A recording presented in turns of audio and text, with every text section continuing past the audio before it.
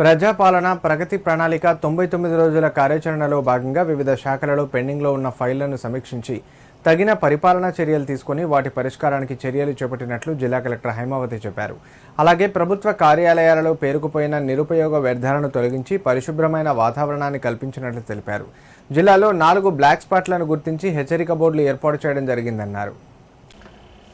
Siddipet collectorate సమావేశ మందిరంలో జిల్లా స్థాయి ప్రజాపాలన ప్రగతి ప్రణాళిక కార్యక్రమం జిల్లా కలెక్టర్ హైమావతి ఆధ్వర్యంలో నిర్వహించారు.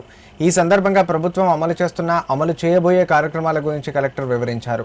అనంతరం మాట్లాడిన ఆమె రాష్ట్ర ప్రభుత్వం అమలు చేస్తున్న సంక్షేమ అభివృద్ధి కార్యక్రమాలను ప్రజలకు చేరవేసి వారు సద్వినియోగం చేసుకునేలా గ్రామ స్థాయి వరకు విస్తృత అవగాహన కల్పించడమే లక్ష్యంగా ప్రజాపాలన ప్రగతి ప్రణాళిక పేరిట 99 రోజుల కార్యాచరణ ప్రణాళికను అమలు చేస్తున్నట్లు తెలిపారు.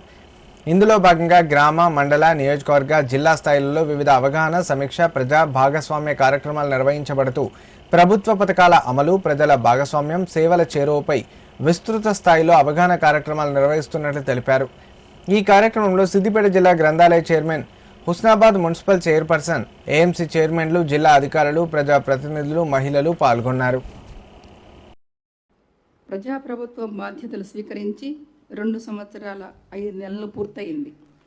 ఆర్థిక సవాళ్లను అధిగమిస్తూ గత పాలకుల తప్పిదాలను సరిచేస్తూ సంక్షేమం, అభివృద్ధి విషయంలో రాజీ పడకుండా మన ప్రభుత్వం పనిచేస్తుంది. మేం పాలకులం కాదు, సేవకులం అన్న భావనతో ప్రజల ఆకాంక్షలు, అవసరాలే కేంద్ర బిందువుగా నిత్యం శ్రమిస్తున్నాం. ప్రతి నిర్ణయంలో ప్రజల మేలు, సామాజిక బాధ్యత, రాష్ట్ర భవిష్యత్తు దృష్టిలో పెట్టుకుంటున్నాం.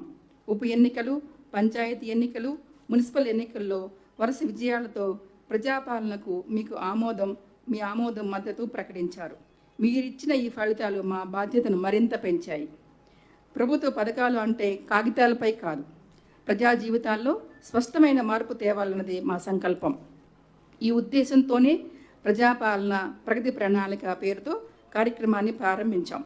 మార్చి 6 నుండి 99 రోజుల పాటు గ్రామ స్థాయి నుంచి రాష్ట్ర స్థాయి వరకు అన్ని శాఖల సమన్వయంతో ఈ కార్యక్రమం ఒక ఉద్యమంలాగా సాగాలి.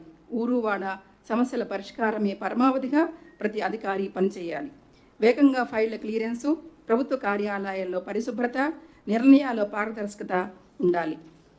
మహాలక్ష్మి, ఉచిత బస్సు సౌకర్యం, 500 రూపాయలకి గ్యాస్ సిలిండర్, 200 యూనిట్ల వరకు ఉచిత విద్యుత్, ఆరోగ్యశ్రీ, రేషన్ కార్డులు, సన్నబియ్యం, ఇందిరమ్మ ఇళ్ళు, మహిళా సాధికారత వంటి పథకాలు అర్హులకు చేరేలా ఈ కార్యక్రమాన్ని జరిపించాలి.